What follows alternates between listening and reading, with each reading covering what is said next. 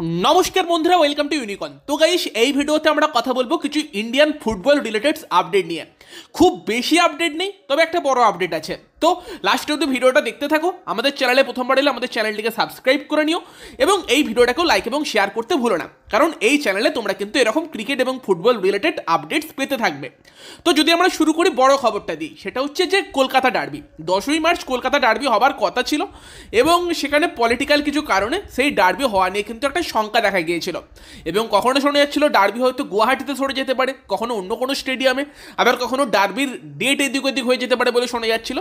তবে চেষ্টা এটাই চলছিল যে ম্যাচটা যেন কলকাতাতে হয়, কারণ ডার্বির মতো ম্যাচ কলকাতার বাইরে হলে সেটা সমর্থকদের খুব একটা খুশি করবে না। তো সেই জায়গায় দাঁড়িয়ে যা শোনা যাচ্ছে ম্যাচটা কিন্তু কলকাতাতেই হবে, ওয়াইবিকে স্টেডিয়ামেই হবে, 10 তারিখেই হবে। তবে ম্যাচের টাইমিংটা সম্ভবত চেঞ্জ হতে চলেছে, যেরকমটা খবর বেরিয়ে আসছে। এখনও অফিসিয়াল কনফার্মেশনের জন্য ওয়েট করে যাও।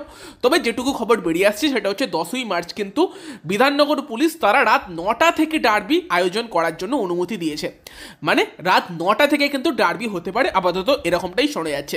যদিও ইস্টবেঙ্গল অফিসিয়াল তারা নাকি এখনও চেষ্টা চালিয়ে যাচ্ছে যাতে ম্যাচের টাইমিংটা আর একটু চেঞ্জ করা যায়, ম্যাচের টাইমিংটা পিছিয়ে 8:30 করা যায়, সেটার একটা নাকি চেষ্টা চলছে। তো দেখো লাস্ট অব্দি কী হয়। তবে মোটামুটি ধরে রাখো যে 10ই মার্চ হয় 8:30 নয় 9টা থেকে কিন্তু ডার্বি হবে।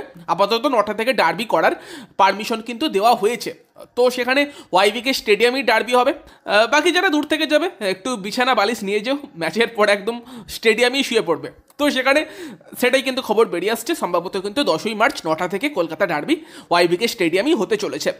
নেক্সট যে খবরটা আমরা বলবো সেটা হচ্ছে টিপি রেহেনেস, জামশেদপুর এফসির গোলকিপার, তাকে নিয়ে বেরিয়ে আসছে। তো সেটা হচ্ছে জামশেদপুর এফসিতে সম্ভবত টিপি রেহেনেস নেক্সট ইয়ার থাকবে না। তো সেখানে রেহেনেস টিপি কিন্তু next year Mumbai city FC টিমে যোগ দিতে চলেছে। যা শোনা যাচ্ছে মুম্বাই সিটি এফসি কিন্তু রেহেনেস টিপির সঙ্গে একটা প্রি কন্ট্রাক্টেড এগ্রিমেন্টে পৌঁছে গিয়েছে। সম্ভবত রেহেনেস টিপি কিন্তু একটা pre contract already Mumbai City এফসিতে যোগ দেওয়ার জন্য সই করে রাখবে। যদিও মুম্বাইতে গেলে রেহেনেস টিপি হয়তো লাচিনপাড় ব্যাকআপ হয়ে যেতে পারে, তবে মুম্বাই নিজেদের গোলকিপিং ডিপার্টমেন্টে একটা ভালো ব্যাকআপ রাখার জন্যই সম্ভবত রেহেনেস টিপিকে সই করাচ্ছে এবং সেই জায়গায় দাঁড়িয়ে কিন্তু অবশ্যই মুম্বাইয়ের গোলকিপিং ডিপার্টমেন্টটা স্ট্রং হবে এবং সেখানে কিন্তু রেহেনেস টিপি চলে যেতে পারে মুম্বাই সিটি এফসিতে নেক্সট মরসুমে। তারপর যদি আমরা কথা বলি আরেকজন গোলকিপারকে নিয়ে, গুরমিত সিংকে নিয়ে, তো সেখানে গুরমিত সিং যেরকমটা কয়েকদিন ধরে খবর বেরিয়ে আসছে সেটা হচ্ছে নর্থ ইস্ট ইউনাইটেড, সেই টিমে কিন্তু গুরমিত যোগ দিতে চলেছে। কারণ নর্থ ইস্টের গোলকিপিং নিয়ে একটু প্রবলেম আছে, মিরসাদকে ট্রাস্ট করা যায় না। সেই জায়গায় কিন্তু নর্থ ইস্টের জন্য গুরমিত সিং অবভিয়াসলি একটা ভালো অ্যাডিশন হবে। তো খুব তাড়াতাড়ি কিন্তু হায়দ্রাবাদ থেকে অফিসিয়ালি নর্থ ইস্ট টিমে কিন্তু গুরমিত সিং মুভ করতে চলেছে, যা শোনা যাচ্ছে 4.5 বছরের ডিল কিন্তু একটা হতে পারে। এবং এরপর যদি আমরা কথা বলি নর্থ ইস্ট বনাম হায়দ্রাবাদ ম্যাচ নিয়ে, যেটা আজকের ম্যাচ ছিল এবং সেখানে কিন্তু রীতিমতো হায়দ্রাবাদ নর্থ ইস্টকে চমকে দিয়েছে। তো আইএসএল এবং সুপার কাপ মিলিয়ে কিন্তু টানা 11খানা ম্যাচে হায়দ্রাবাদ এফসি জয় পায়নি, হেরেছিল। জয় পায়নি বলতে কি, হেরেছিল, 11টা ম্যাচ টানা হেরেছিল এবং টানা 11টা ম্যাচ হারার পর কিন্তু হায়দ্রাবাদ এফসি এসে ফাইনালি পয়েন্টের মুখ দেখলো। নর্থ ইস্টের সঙ্গে কিন্তু হায়দ্রাবাদ 2-2 গোলে ম্যাচ ড্র করলো, যেখানে একটা সময় নর্থ ইস্ট 2-0 গোলে লিড করছিল। তবে সেখান থেকে মাখান ছোটের গোল, দেন জোয়া ভিক্টরের গোল, হায়দ্রাবাদ ম্যাচে ফেরে এবং লাস্ট অব্দি কিন্তু ম্যাচটা ড্র করে একটা পয়েন্ট কিন্তু নিয়ে গেল।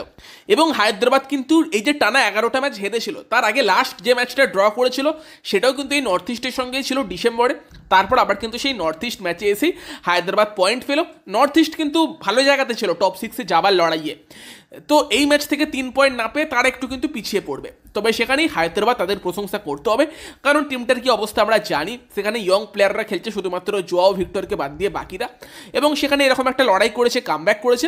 তো অবশ্যই তাদেরকে ক্রেডিট দিতে হবে, প্রশংসা করতে হবে। মাখান ছোটে কিন্তু খুব ভালো খেলেছে, হিরো অফ দ্য ম্যাচও হয়েছে। বাকি নর্থ ইস্টের হয়েও পার্থিব গগৈ গোল করেছে, পার্থিব গগৈও অনেকদিন বাদে গোল করলো। তো সব মিলিয়ে ম্যাচটা ভালো ম্যাচ হয়েছে। তো সেখানে তোমাদের মতামত কমেন্টে জানিও। ভিডিওটা ভালো লাগলে ভিডিওটাকে লাইক করে দিও, শেয়ার করে দিও।